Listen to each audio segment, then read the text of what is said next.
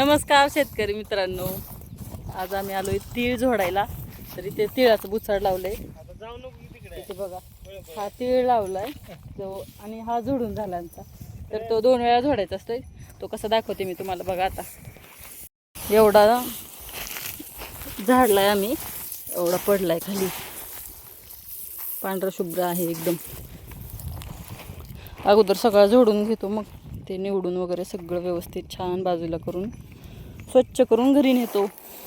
आता एवढा राहिलेला आहे, तुम्हाला दाखवते आम्ही कसं तीळ झाडतोय ते.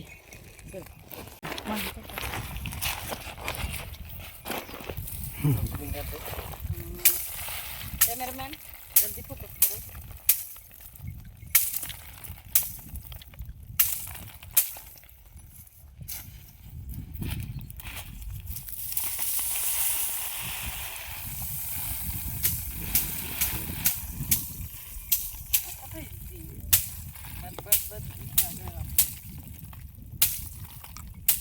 इथे तीळ झाडाचा होता म्हणून आम्ही आलो होतो 5 वाजता. तर 5 वाजले की आलो शेतात, का तर खूप ऊन आहे.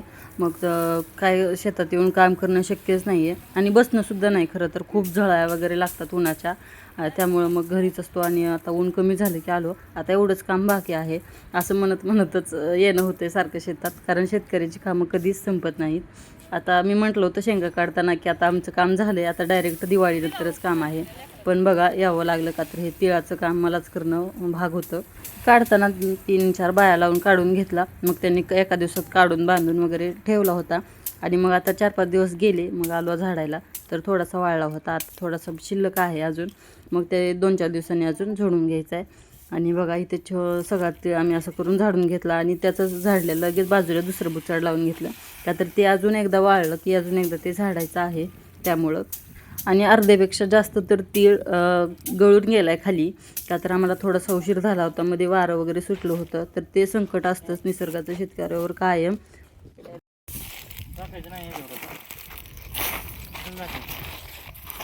एवढा तीळ आम्ही हे केलाय, झाडलाय.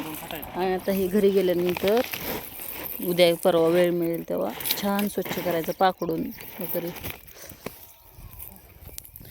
तिकडं कमळी गेली तोपर्यंत त्या टोकाला.